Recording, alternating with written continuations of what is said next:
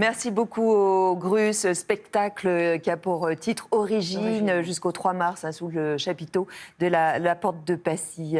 On voit en fait dans ce reportage, c'est toujours assez révélateur, que vous êtes un petit soldat. Vous devez être très discipliné. Vous. Je suis très disciplinée, mais ça c'est ma formation au conservatoire aussi. Et puis l'équitation aussi. Là, je suis arrivée, je savais même pas que j'allais monter. J'étais en basket, non mais n'importe quoi. Il m'a fait ce cadeau justement de me faire monter. Je m'y attendais pas, donc je suis très heureuse. J'aimerais pouvoir monter plus souvent, mais c'est vrai que lorsque je m'engage dans quelque chose, je m'engage à fond. À fond. J'aime pas faire les choses à moitié, et c'est vrai que c'est quelque chose qui me caractérise, de côté un peu parfois un peu trop bon élève. Et c'est pareil. Oh, ça vous réussit quand même. Oui, mais je disais dans le reportage, oui, je tente, j'ai pas peur.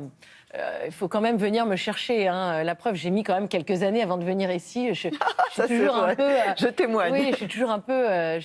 Non, je dis j'ai pas peur, mais après, une fois que j'y suis, je n'ai plus peur.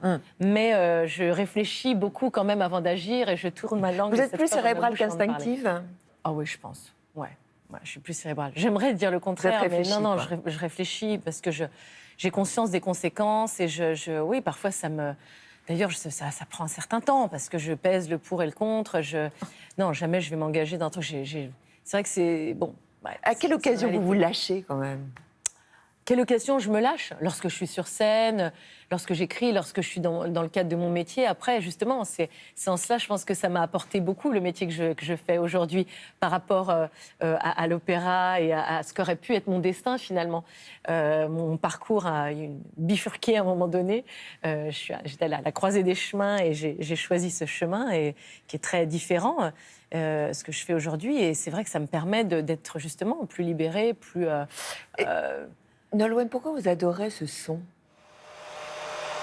Ses cheveux. Alors mon fils l'adore aussi, certainement parce que je lui fais beaucoup écouter aussi. Vous savez, ça fait partie de ces bruits blancs qui rassurent. Vous n'avez pas ça, des bruits blancs qui vous enveloppent, enveloppants, réconfortants. Il y en a, c'est le bruit de la machine à laver. Il y en a, c'est le bruit de l'aspirateur, je ne sais pas. Des bruits de moteur aussi. Pourquoi les enfants, parfois, ils s'endorment aussi dans la voiture. Parce qu'il y a le bruit du moteur. Comme ça. Moi, c'est le bruit du sèche-cheveux. Donc, elle est très, très particulière. Hein, oui. Moi, le bruit du sèche-cheveux. Mais alors, il y a le bruit et puis il y a aussi la chaleur. Et je pense que ça me fait du bien. C'est très bizarre. Est-ce qu'il est vrai que vous aimeriez bien aussi tenter la comédie ? J'aimerais bien sûr, mais j'attends le bon projet. Encore une fois, c'est pareil, je suis très réfléchie. Asseyez-vous là. Et du coup, c'est quelque chose que je n'ai pas envie de faire à la légère. Et j'ai toujours fait confiance aux rencontres dans ma vie. Dans la musique, que ce soit Laurent Voulzy, que ce soit... Nolwenn, voilà. Je suis réalisatrice.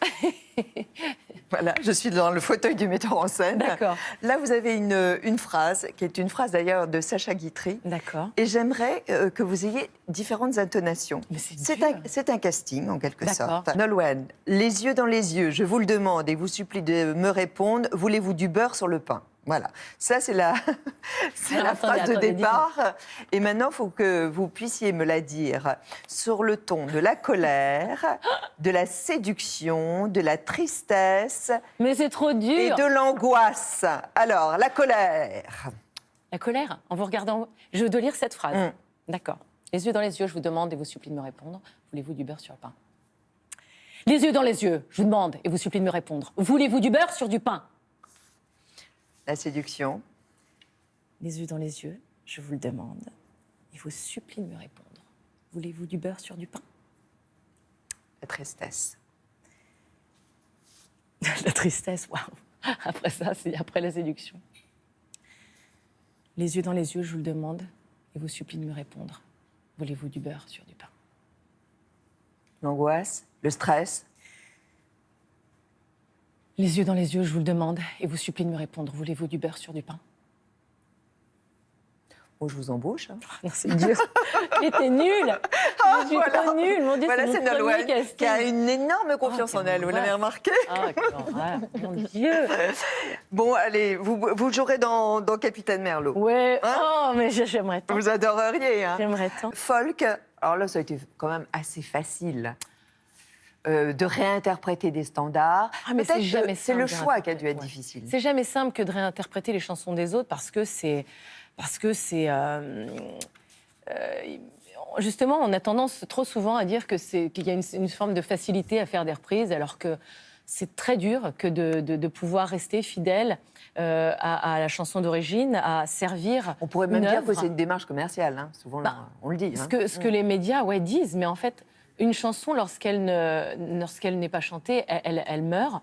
Moi, je n'ai jamais vraiment été dans cette démarche commerciale, sinon je pense que j'aurais pas sorti beaucoup de disques, parce que justement, les moments où ça a le plus marché, c'est le moment, je crois, où je l'étais peut-être le moins, ce qui a été le cas sur Bretonne. Moi, j'ai toujours fait mes choix, justement, avec le cœur, et en étant justement assez audacieuse, et en ne me préoccupant pas de savoir si ça allait marcher ou pas. D'ailleurs, c'est peut-être un peu mon défaut. Et les fois où ça a marché, c'était presque un accident. Donc, s'il y a bien quelque chose que l'on ne peut pas me reprocher, c'est bien ça. Il y a Sébastien Chouard, qui est votre guitariste, qui est votre directeur musical aussi, non? Absolument. Ouais, il est sur le plateau. Ouais. Et moi, j'aimerais bien entendre, par exemple, Diabolo monte un petit bout. D'accord. Yves Simon.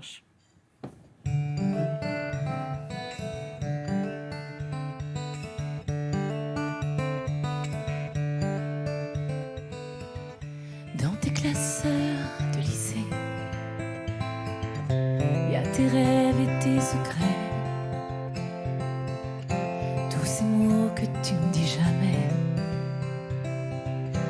des mots d'amour et de tendresse, des mots de femme que tu caches et qu'on condamne, que tu caches, petite Anne. Dans tes classeurs de lycée, il y a du sang et il y a des pleurs, les premières blessures de ton cœur, les premières blessures, les premières déchirures qui font des bleus à ton âme, qui font des bleus, petite Anne.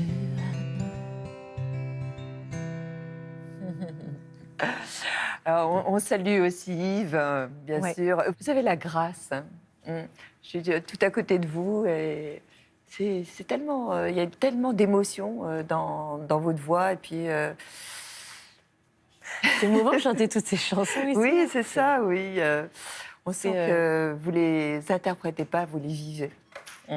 Je les peut-être vis, la- mais non, la mais c'est différence des avec chansons, c'est d'autres. ça aussi ce projet, c'est des chansons qui réconfortent et qui me font du bien, et j'espère qu'elles feront autant de bien au public, elles en ont fait par le passé.